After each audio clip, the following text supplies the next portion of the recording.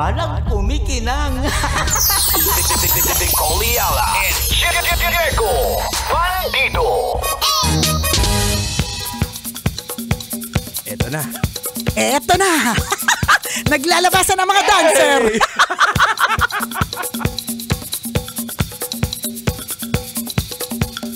Hey! Ay! Magandang tanghali! Diego Bandido!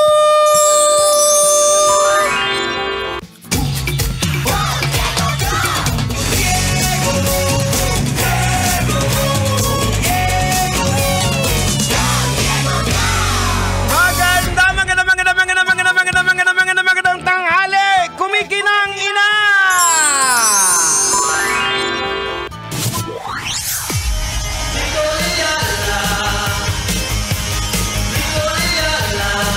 Ay!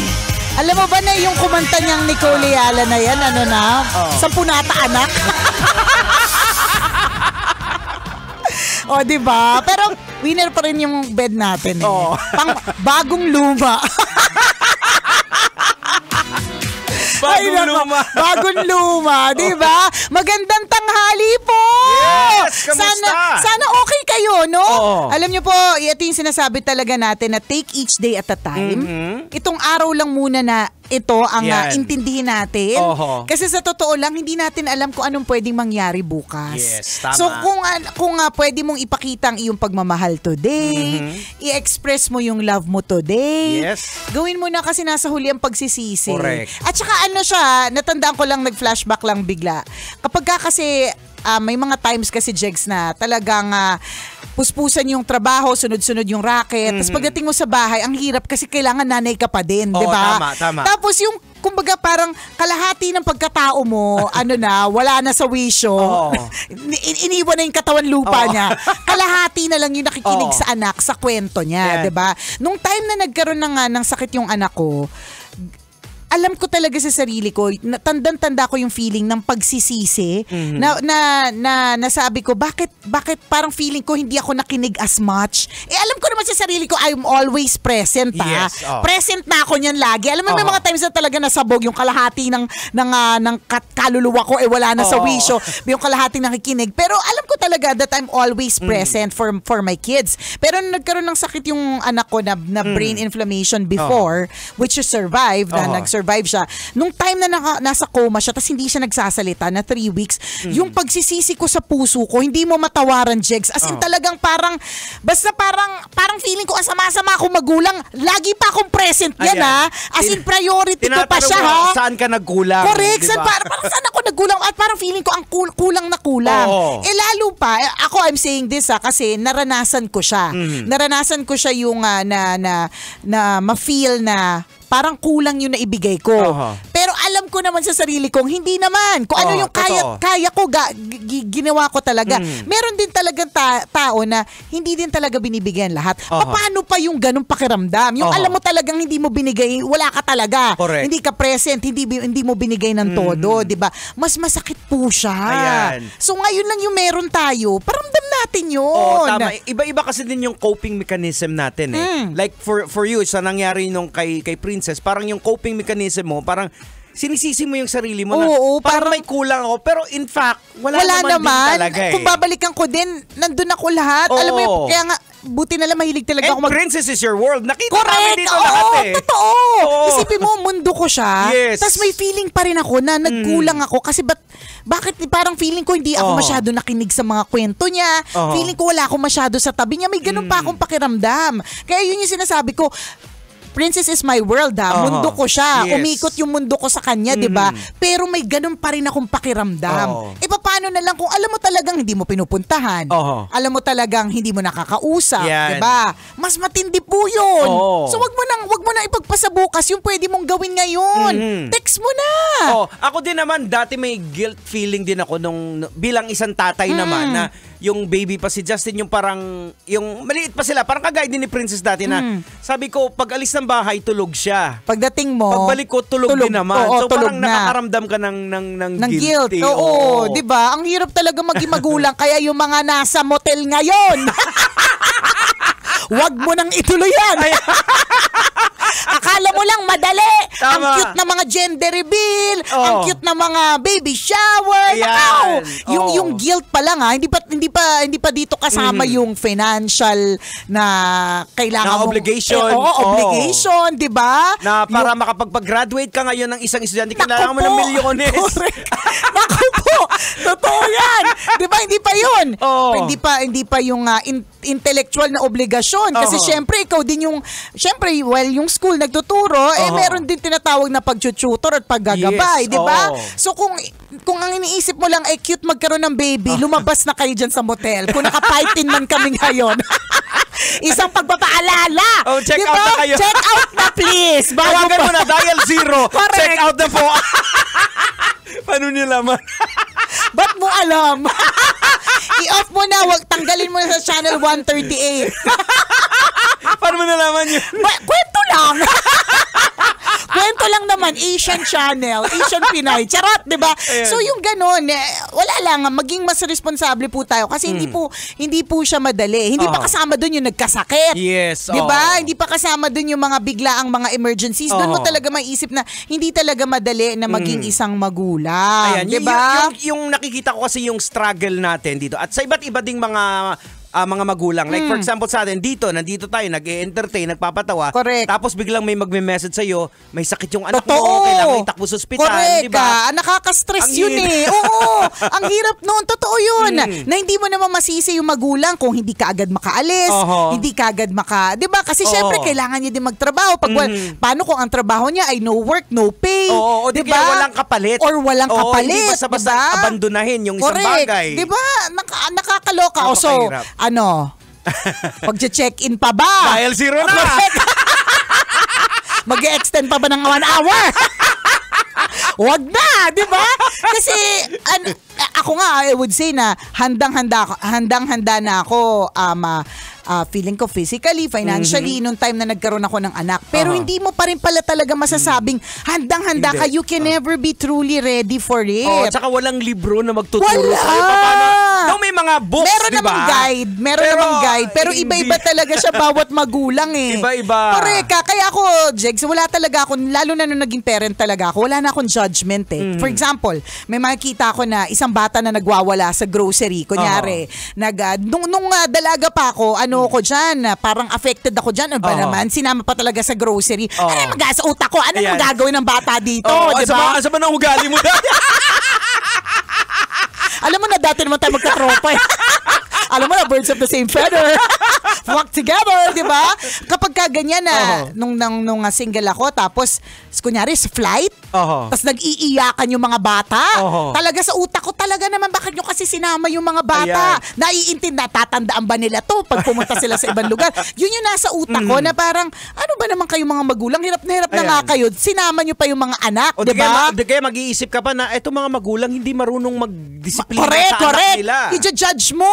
Anak-anak sila tapos hindi marunong magdisiplina, di ba? Lahat yun nagbago nung naging magulang ako. Kaya kung ikaw ganyan yung feeling mo, naiirita ka sa mga pamangkin mo, galit na galit ka sa ate mo kasi bakit laging sinasama yung mga anak niya, di ba? Magiging magulang ka rin. Ibang gulang ka lang talaga sa ngayon. Di ba? Mandaraya ka lang. Pero ibig sabihin, pag naging parent ka rin, maiintindihan mo eh. Tama. Na hindi mo pwedeng i-judge. Iba-iba ang bawat sitwasyon eh. Pag halimbawa, meron ka nakita na isang bata na adik-adik sa gadgets. Ako sa akin, hindi ko ginajudge yung parents nun eh. For all you know, that's the only way para yung nanay at tatay makapagtrabaho din. Totoo. Para makapaghugas ng pinggan. Sige, manood ka muna dyan, anak. Oo, at may gawin. At may magawa. Diba? Kaya nga dati may nag-send sa akin ng parang isang video tungkol sa, basta tungkol sa kinukutya yung mga magulang na nagbibigay ng gadget sa mga anak nila. Ay talagang dinilit ko yung video. Dinilit ko kasi kanya-kanya yan eh. Totoo. Kanya-kanya talaga yan ang laban. Kaya ngayon mas sensitive na ako kapag meron ako na nakakasabay sa flight, na sobrang natatarantang bata. Minsan pag malapit lang siya sa akin, tatanungin ko yung nanay kung ano yung pwede kong gawin, 'di ba? Kasi nakakapagod din yung para sa magulang eh. Totoo. Nakakatawa Nataranta kaya yun sa aeroplano, tahimik lahat, lalo na kung yung flight, yung mga gabi, yung patulog lahat, tapos may nagwawala, di ba? So hindi po talaga siya madali. O, ang dami na po namin sinabi, dial 0 na. Check out. Check out na please. Huwag nyo nang gawin, hindi pa kayo ready maging magulang, di ba? At ang amazing din para sa mga magulang, halimbawa, nasa trabaho kayo, parang dual personality kayo pag off na kayo sa trabaho nyo, nag-iibang tao kayo, especially sa atin. Correct, diba, correct. expect nila kung paano tayo magsalita, ganito din sa labas. Hindi. Oo. As in, di ba, sa mga post ni Nicole, nakikita nyo yung damit niya talagang nanay na nanay. Correct, totoo. Pero pag dito naman sa station, siya Reyna naman. Correct, malalaking bulaklak, Yan. di ba? Pero pag sa bahay talaga, ang pinaka-favorite ko talaga na outfit, yung pinaka-maluwag at maraming butas na lumang t-shirt ng asawa ko. Yeah. Yan yung talagang gustong-gusto ko talaga na ilang taon na hindi ko pa, alam mo, papunta na siya talaga sa basahan. Yung basahan na siya eh. Diba? Kasi magmamami mode ka talaga, magda-daddy mode ka, Tama. magpe-parent mode ka. Diba? Yes. Pero whatever it is, be present. Correct. Diba? Be present as much as you can. Kasi hindi mo talaga masasabi kung ano yung posibleng mangyari sa mga bagets. Natandaan mo nung pumunta tayo ng doon ko rin na naisip na talagang, doon ko rin talaga naalala doon sa moment na yun na anything can truly happen eh. Kaya hanggat kaya mo talagang express yung love mo, express yung concern, be present, gawin mo talaga. Natandaan mo nung pumunta tayo sa sa Candelaria, Quezon. Tapos kumakain tayo ng dinner, tapos biglang yung anak ko si na-choke. Princess na-choke. Na 3-in-1 siya, sabi niya. Na 3-in-1 daw siya. 'Di ba? After na lang, ibig sabihin, it could have gone wrong eh. Kasi ang nangyari po sa kanya, kumain po siya ng crispy pata, palibhasa favorite niya. Hindi niya yata nanguya ng maigi. Nalunok niya medyo malaki. Di ba minsan kapag ka naglunok tayo na medyo mali, yung pagkakalunok, alanganin. Parang nag-i-stock. Nagsa-stock. So wala siyang nataranta siya, wala siyang makitang tubig. Ang nakuha Yung niya, shake. ube shake. So, syempre yung ube shake, syempre makapal din. So, halip na nakatulong, sumuka siya. Basta, in other words, she's okay. Nakasuka siya. Pero yun lang yung sinasabi natin na in an instant, pwede po talaga magbago ang lahat. Totoo, di ba? Na buti na lang nailuwa niya, buti na lang hindi talaga nag-choke ng tuluyan. Thank you, Lord, di ba? Maraming salamat. But, truly anything can happen. Kaya it's a blessing kapag ka nakakauwi po kayo ng bahay, tapos kumpleto po kayo. Huwag niyo kalimutang ipagpasalamat yan. Tama. At syempre, doon ko rin nakita yung magandang dynamics niyong mag-asawa eh. So parang ikaw bilang isang nanay, kung titingnan ng ibang perspective, parang chill ka lang, mas nagpapanik yung tatay. Panik yung tatay. Kasi alam mo na kung magpapanik ka, paano na lang wala talaga. Yung tatay is... Di tsaka nakatayo siya nakalakad. So, alam ko na kaya siya matagal doon, may kasamang kahihiyan, ganon. Diba? Pero alam din naman nung tatay, alam niya na hindi may choking eh. Ako honestly, hindi ko nakita kagad na choking. Akala ko lang overeating. Pero ano sabi niya, 3-in-1 eh. Choke, acid reflux. Ayun, tapos nasa mid. Tsaka nasa mid, 3-in-1. Na 3-in-1 daw siya. Sabi ko, what happened, Princess? Na 3-in-1. Diba? Pero those are examples of anything can happen. Yes, Diba? Ako, dapain ako eh. So, merong time na pag bumababa ako dito sa hagdan natin, parang feeling ko talaga accident prone talaga tong hagdan natin eh. Kasi dito, spiral po eh. Spiral siya. Tapos may side na maliliit. Correct, may side na malalaki. Ako alanganin talaga, may side na maliliit, may side na malalaki. Trinay ko dumaan sa mga maliliit, di syempre muntik-muntik ako. Doon sa malalaki naman, ang lalaki naman ng mga hakbang ko. So, alam mo, dapain ako eh. Anything can happen. Pumasok akong walang pasa, umuwi akong may pasa. Diba? Yung mga ganon. Pero again, ulitin lang natin, yung buo po kayo, ayos kayo, normal kayo, healthy kayo. Tama. It's enough, mga kabisyo, para masabi mong blessing po ito at magkaroon tayo ng attitude of gratitude. Yes. Yan. Diba? Sa halip na mag-away, diba? Talo-talo sa loob ng bahay. Uy, kayong lahat kompleto kayo. Yan, oo. Pwedeng may nangyari pero walang nangyari, di ba? Okay ka lang ba? Alam niyo, pag may papapasok na tech dito sa amin, tapos natataranta, parang feeling ko may mali eh. Okay lang ba yung boses ko? Robot. Robot ba yung boses ko? Okay lang, Okay lang, di ba? So yun lang po mga kabisyo. Pagka ngayong oras na ito, meron kayong katampuhan mo yung mister mo, umalis ka kunyari ng bahay na masama ang loob mo. Message mo na. Correct. Sa akin, it doesn't matter kung sino una mag-sorry. Basta ang mahalaga, okay kayo. Kasi pag may mangyari dyan, hindi naman sa nananakot. Pero wala kasing, chicks, walang assurance iba ba dapat yung pride? Ang pride kasi kung minsan talagang nagpapagulo eh. It's either kung sinong may kasalanan, pareho kayong... Correct. Pareho kayong talo. Oo. Diba? Kasi nainit yung ulo nyo eh. Tama. So, diba? Wala na. I-message mo na kasi ayaw natin na sa huli yung pagsisisi. Correct. Na may nangyari sa kanya hindi maganda. Tapos magsisisi ka na. Hindi ko man lang siya binate. Masama yung loob. Teka, ano sinabi mo? Ano ba? Basta yun na yun. Sabi mo, hindi mo lang siya binate. Hindi mo lang kami nagbate. Okay. Diba? Mali talaga yung pagkakasabi. O baka dahil ako yung nagsabi. Kaya parang mali. Hindi, pero totoo. Nasa huli yung pagsisisi. Huling bati na pala yun. Hindi, di ba totoo? Yung sayang, hindi man lang kami nagkausap. Di ba? Huli na pala. Hindi sa nananakot But truly anything can happen. Ayan. Ang dami. Kasi talagang pag may nangyari kasi sa mahal mo sa buhay, kahit hindi pa nating kasalanan, parang naghahanap tayo ng dahilan, parang sinisisi natin yung sarili. May ganun. Na-experience ko rin yung na-aksidente si Justin, yung sa motor. Nung makita ko talaga yung ano niya, sugatan siya di ba? Oo, tapos nung nasa emergency room lang, dinidressing na yung mga sugat. Iyak ako dun sa labas sa sabi ko kasalanan ko kasi tinawagan ko siya, pinapauwi ko siya. Ganun na ba yung so ganun yung feeling na kahit wala ka namang kasalanan. Correct. Na kaya mo naman siya pinapauwi kasi this oras na ng gabi, di ba? Parang ganun, yun lang naman siya pero hindi So may ganun po siya.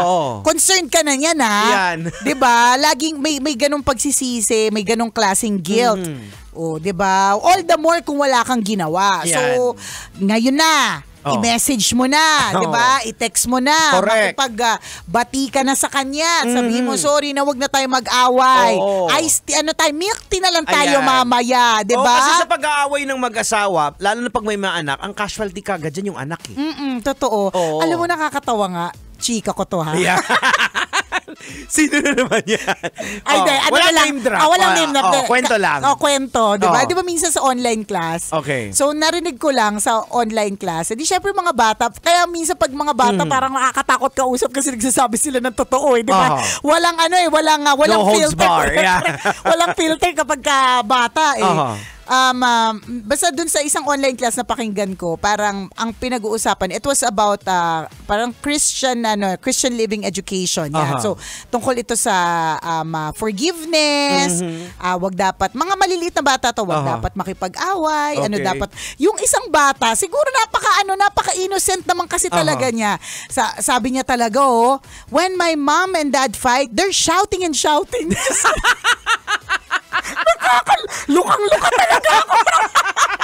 Tapos ramdam ka talaga kung paano yung trinay ng teacher na i-divert talaga na parang wala nakarinig nun. parang may apoy binuhos ka kagad ng tubig. Correct. Buhusan ng tubig yan. Pero alam mo yun, yun yung sinasabi natin na akala lang natin walang direct effect dun sa bata. Tama. Pero ang di natin alam, naririnig nila. Alam nilang nagsisigawan yung mga magulang pag nag-aaway. Yes. So meron po siyang ganyang effect sa mga anak. So wag na pong mag-atubili. Magbati na kayo! Kahit hindi sila magsigawan, yung katahimikan na nakakabingi kung minsan na hindi nag-uusap, nakikita din ng mga bata. Alam din ng mga bata yan. Ramdam din nila yun. Diba? So, wag na natin patagalin. You'll never know what will happen. Diba? So, kiss and make up! Oras natin, 12:39. Ako pong kumikinang ng ulo, Diego Bandido. At akong kumikinang ina mo, Nicole Yala. Kailangan pa bang i-memorize yan? Basic!